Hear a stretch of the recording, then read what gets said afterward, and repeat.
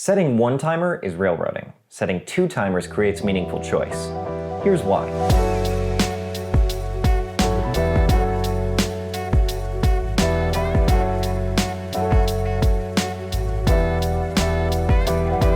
The ticking clock. In film, one of the first tricks to know about creating tension is to set a ticking clock. Two people could be having a perfectly normal dinner conversation with utterly boring dialogue. But how much more interesting would that same conversation be when only one of them knows that under the table, there's a bomb that could go off at any moment? A ticking clock is the driving force of a screenplay that pushes the protagonist onwards. In Back to the Future, the ticking clock is getting Marty McFly's parents together and fixing the time machine before Marty disappears forever. The scene is even emphasized with a giant clock as Doc Brown attempts to connect two cables during a lightning storm. The thing that works about a ticking clock, that it drives characters onwards with no room for detours, can hurt games. Think about how in Skyrim, everyone is impressing upon you the existential threat of the dragons, but nothing happens if you choose not to interact with the main plot. That's a ticking clock with no teeth. So is the solution to give your clock teeth? Say, destroy the world if you're not fast enough, like in Majora's Mask. Honestly, it could be. However, in Majora's Mask, the entire game design relies on this ticking clock towards doom, and resetting that clock with time travel until you win is the whole point. If your game uses a single ticking clock to this degree, carry on. No notes. But when we're talking about open-world sandbox-style games, having a single ticking clock can turn what was a sprawling adventure into a corridor shooter pretty fast. If your players are engaged with this single quest, they will be racing to the finish, ignoring the rest of the world and their personal connections to it. The work you put into the world, the work they put into their characters' backstories, and the opportunity to go off the beaten track will likely be squandered. That is until you put in a second ticking clock. The players now need to choose what's the most important thing for them to complete, potentially making some tough choices. Or they may strategize and stretch themselves in an attempt to complete both. This design lends itself to creating a living world, one that your players can affect, but can and will move on without them. Time gives your game meaning. In order to create this sense of importance with time, you must necessarily keep track of time in-game.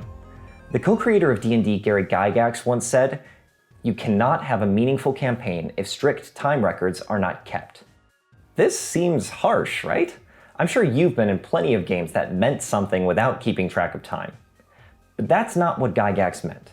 As I interpret this statement, Gygax was implying that without the careful track of time in-game, you can't make meaningful choices. Because without time, there are no choices. You don't need to pick between options if there's time to do everything.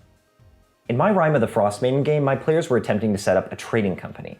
To do that, they made connections, built caravans, and hired agents to keep their assets safe.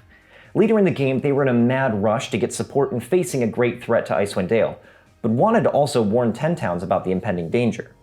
Here, despite having one great big ticking clock, there's still plenty of choice, because the players must choose between tiny ticking clocks along the way. In this instance, they were able to send word to their agents to take care of preparations for the threat, while the party gathered support to face it. In this example, the party was able to accomplish both quests that had ticking clocks because of their work earlier in-game. My players' effort was rewarded, and they were absolutely glowing about how awesome it was that something they did in the first few sessions helped them out so much where they are now. And as a side note, that's the impact of keeping track of the little things. They pay off in big ways. Watch my video on not skipping the boring stuff if you want more on that topic. I'd like to take a moment to clarify my point here. If your campaign is linear with a main quest ticking clock, that doesn't mean it's bad, or even railroading.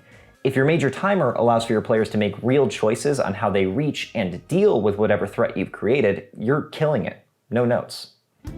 A linear game does not equal railroading. My point here is that your players should have to choose between quests, with consequences arising for quests ignored and rewards given for those completed. Either choice changes the world state in ways both positive and negative. Once players are confronted with the meaningful impacts to their choices, they will be expending all their creative resources trying to get as much out of their time as they can. This drives investment in your world and allows you the opportunity to challenge your players as they overextend themselves. The choices make the hero. To me, that struggle is what turns an adventurer into a hero. An adventurer is a profit-hungry crime hobo. A hero puts themselves on the line to save everyone they can. Heroes may have their own reasons for doing the things they do, but what they have in common is a hunger to do the impossible. That to me is the heart of this design. Your players will find out what they care about and have to make hard character choices, where their decisions could directly affect the things they love. Thanks so much for watching. If you liked the video, please like, subscribe, and share this video with your gaming group. My name is DeHart, and remember that time is on your side. See ya.